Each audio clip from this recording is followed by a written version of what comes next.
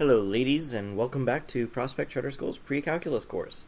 Today we're going to be going over section 10.3, which is Arithmetic versus Geometric Sequences and Series. Now with Arithmetic, we had a common difference between each term. In Geometric, instead of it being a common difference, it's going to be a common multiple.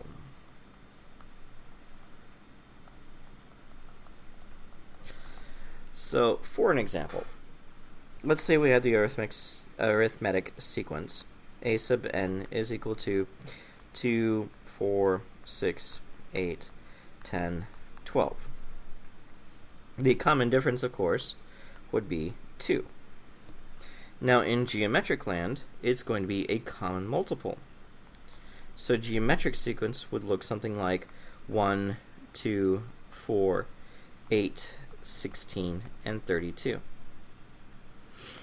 This one has a common multiplier, which we are going to call R.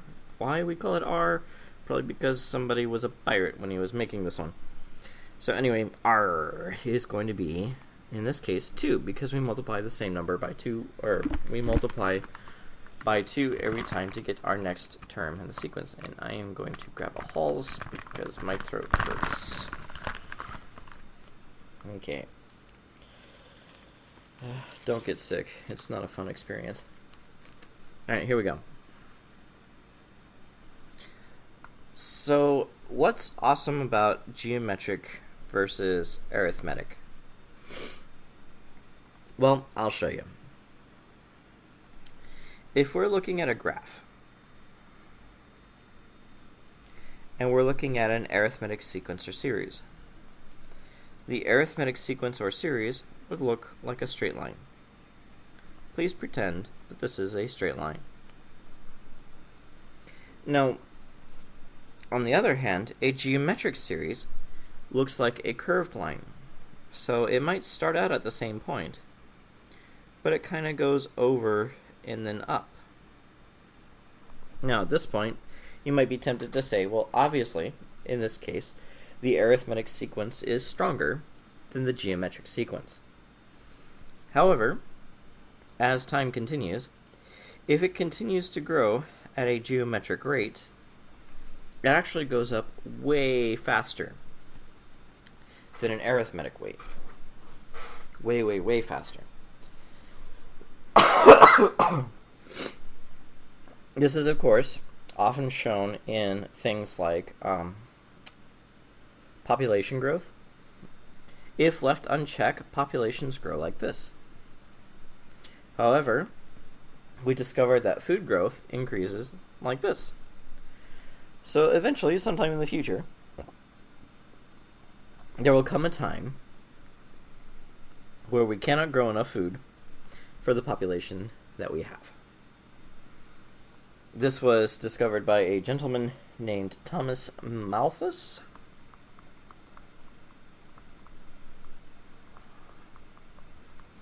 Way back in the day, 1766 to 1834. Now, fortunately, our food production isn't linear. It's actually kind of geometric because of some of the things that we're discovering. But, you can only grow plants so fast. You can only feed so many people. So there will come a time when they reach this point where the population exceeds the amount of resources available.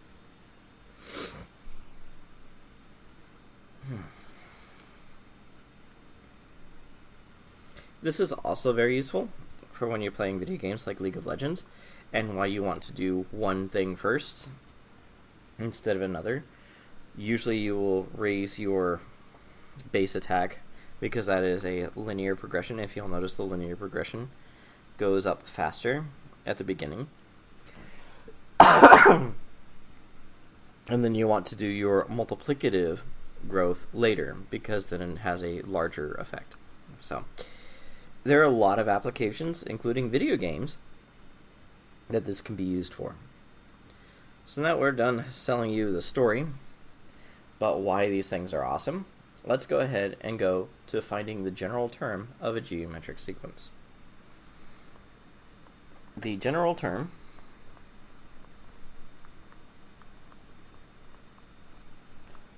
of a geometric sequence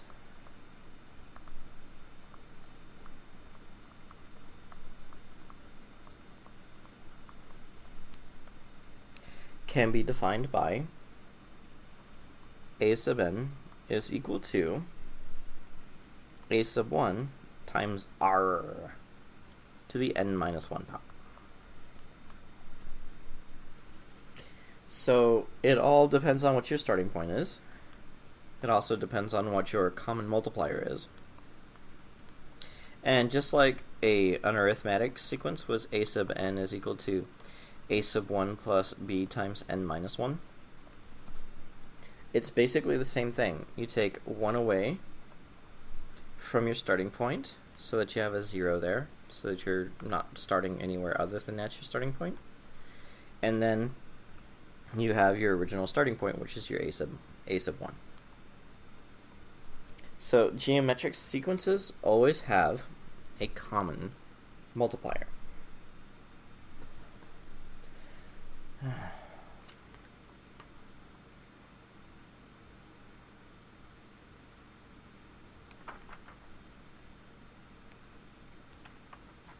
So let's look at this in action a little bit. Let's say that we're given the sequence a sub n is equal to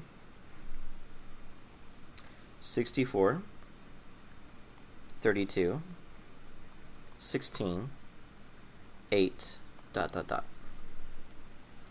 And I want you to find what a sub 9 is. Now we're given the first 4, so we need to look for our common multiplier. 64 times what gives you 32? One of you said 1/2. Very good. 32 times what gives you 16? 1/2. 16 times 8 gives you, or 16 times what gives you 8? 1/2. So we know that our r is going to be 1/2.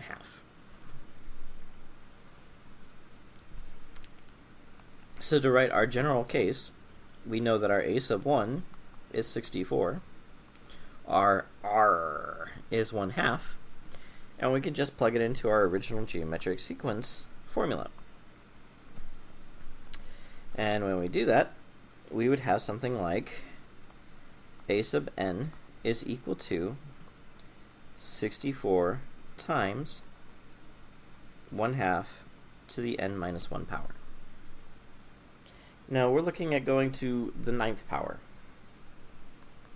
So this would be 64 times 1/2 raised to the 9 minus 1, which is 64 times 1/2 to the 8th, which is, let's see, 1 to the 8 is 1. 2 to the 8th is 2, 4, 8, 16, 32, 64, 128, 256. So we're looking at 64 times 1 over 256, which is 64 over 256.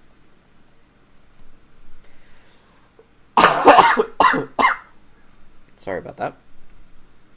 And then from here, I'll probably use my handy dandy calculator just to double check it. Yeah. So let's see if my handy dandy calculator will appear. There it is. Alright, so let's bring back our lesson, bring back my handy dandy calculator, and we go 64 divided by 256. And we get a decimal answer of 0.25, which we know is really 1/4. So the 9th term of this geometric series is 1/4. Which leads us to the next portion, which is, what about when we add those things together?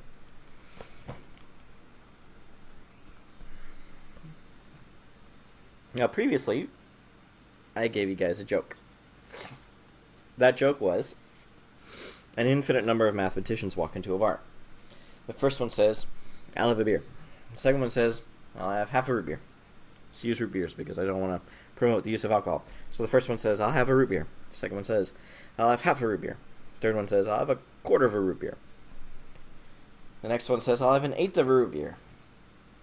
And after 10 or 20 of these, the bartender says, you're all idiots, and pours them 2 root beers.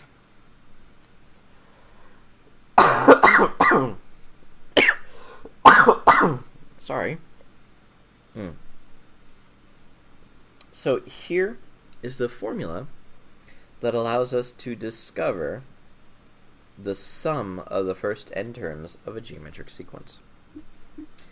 So this is the sum from n equals 1 to b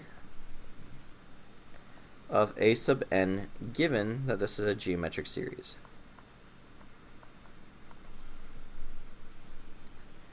And the way we calculate that is we have a sub 1 on the outside. We always have to have our starting multiplier, our starting point, our location of origin. And then from there, we do some weird stuff.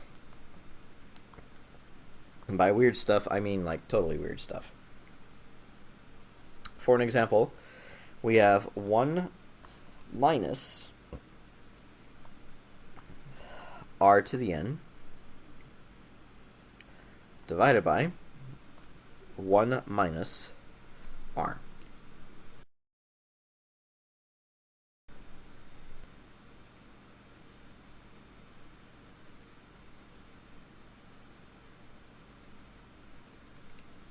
Yep, rather confusing. It doesn't make sense that it works, but it does, trust me. I've used it many a time.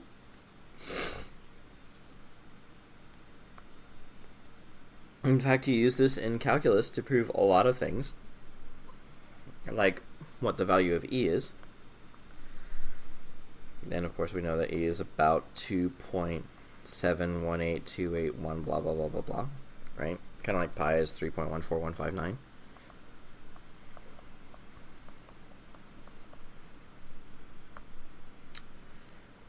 You actually use this formula to figure that one out, because you can turn e into a what's called a Taylor series, but you know that's in calculus too. It's a long ways from here, but we can say it is a useful formula. So for an example, let's say that you will get a 5% increase for the next 30 years. How much money do you make total if you start out with, I don't know, $20,000 a year? So our sequence, or our common term, or our R, would be 1.05 to represent a 5% increase per year. Our a sub 1 there is going to be $20,000.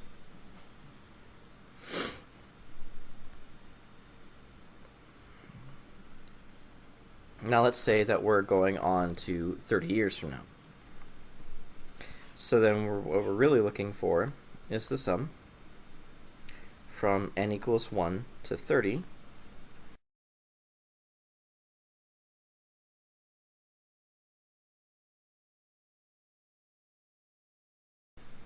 of our 20,000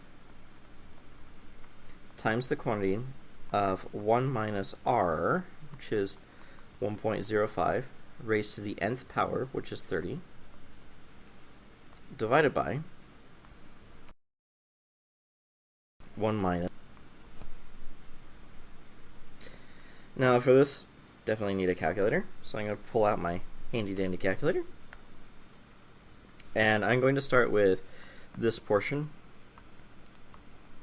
So starting with that portion, I would say 1.05 raised to the 30th power.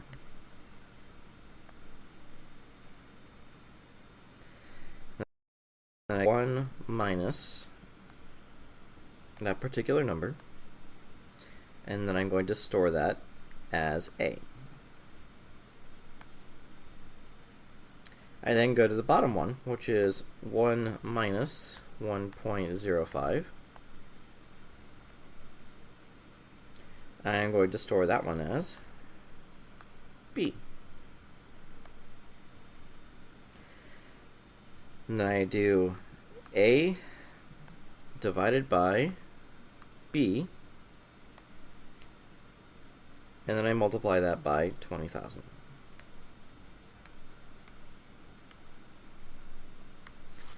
For a grand lifetime of wages for this particular job, they would get paid $1,328,776. $1,328,776 for a particular job.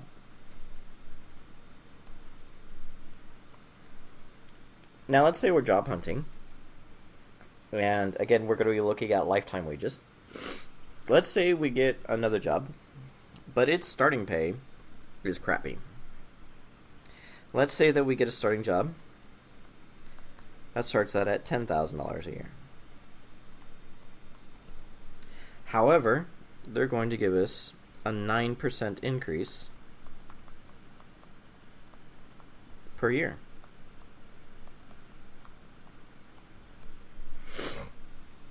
Is that going to be a better lifetime wage? Well, let's find out. We're looking at the sum from n equals 1 to 30 of a sub n, which is equal to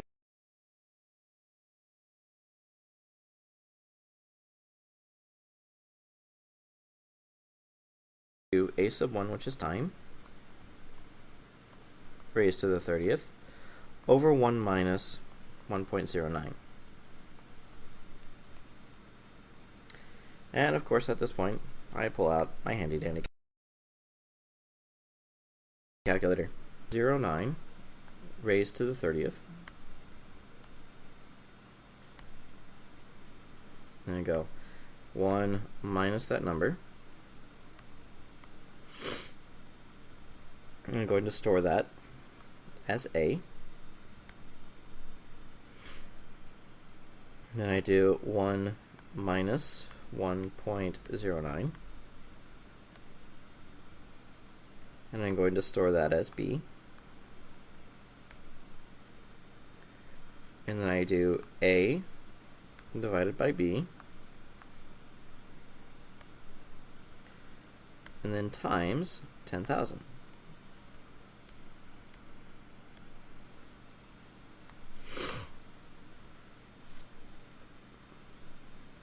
This job gives me $1,363,075. So this is $1,363,075 over its lifetime. So give him the, because you usually don't stay at a job for 30 years. It's only rarely that you get to do that. And even so, with this one at $10,000 a year starting, it's kind of bad. At least this one's almost a livable wage. So I'd rather live with the livable wage throughout, rather than just, keep the eye on the prize at the end, especially since the difference is so minimal.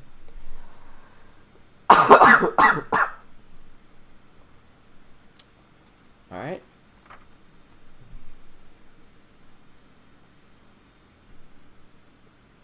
And that will be it for today.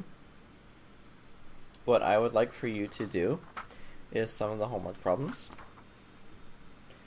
I would like for you to do section 10.3, hashtags being sick is bad. Don't do it. Go Mariners. Let's go 1 through 23 odd. and that will give you the practice that you need for this particular group of work. All right, that's it. Good luck and have fun.